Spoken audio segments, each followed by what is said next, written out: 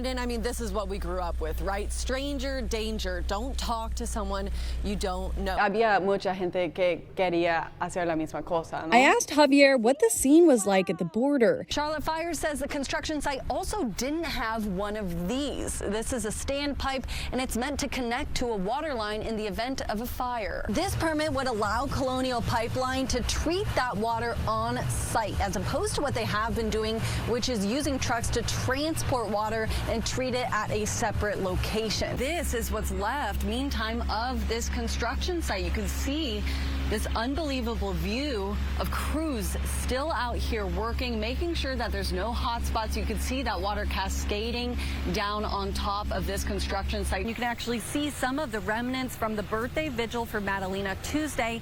3 days later, this new drug charge for her mother. So I want to show you right down here. This is the inside of the tree. You can see it's old, rotten. It does explain why this tree came down with some heavy winds.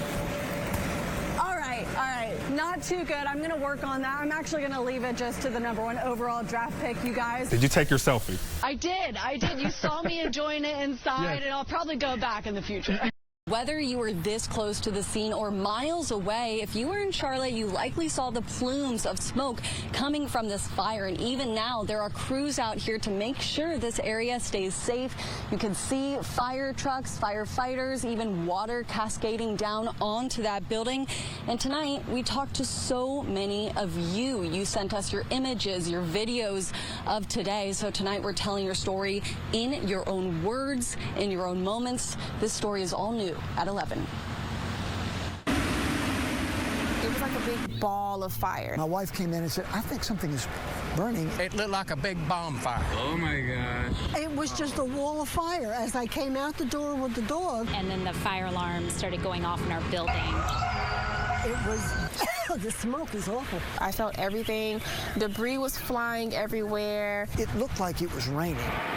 They came over with an announcement that said, evacuate your apartments. I was loading things in the back, and he said, your car is on fire. And we were staying at the canopy. Yeah. And as we were driving back here to get our stuff, and of course we ran into road closures. The police had barricaded certain roads. I just felt like I couldn't breathe. They hadn't tested the air yet and kind of wanted you to get out of the air because they didn't know what you were breathing. We had over 90 firefighters on scene who heroically rescued 15 workers from the construction site. Stuck on the platform trying to get out. Thank God for the firemen that rescued whoever they did and put the fire out. Now, we all, of course, agree with him. 90 firefighters were on scene today fighting this fire, Molly. The department also says that 2 construction workers are unaccounted for. We don't know who they are. So if you have a family member that was working on this construction site and you don't know where they are, CMPD says call 911. Live in South Park, I'm Nikki Hauser, WBTV, on your side. The identities have not been released officially. Nikki Hauser, thank you. Like any home-cooked meal, we know the secret ingredient is love. I'm missing Tom. But at this Charlotte Italian staple, please, I'm waiting for Tom. A beloved cook is missing these days. He might be able to get some feeling back in his arms, but he won't be able to use them. Tong Sum, who every day made pasta by hand in the back kitchen at Pasta and Provisions on Providence Road, was injured Easter Sunday. He fell off a trampoline while playing with his nieces and nephews. He's paralyzed from the neck down. If one person's down, we're all down. A refugee from Myanmar, Tong became part of the family here in 2019. And despite the language barrier, you could always communicate with him in some way, either a laugh or a thumbs up or a kiss from afar, and he'd blow us kisses. He had quite an impression. He's a very goofy guy. He'd show up one day in a hard hat just for fun. On the community, his co-workers. Oh man, Tan. And fellow pasta cook, every day, Augustine. He working good. As a pasta assistant, Tong was Augustine's right-hand man. Every time he talk to Tong, make it this, make it this, make it, Tong make it.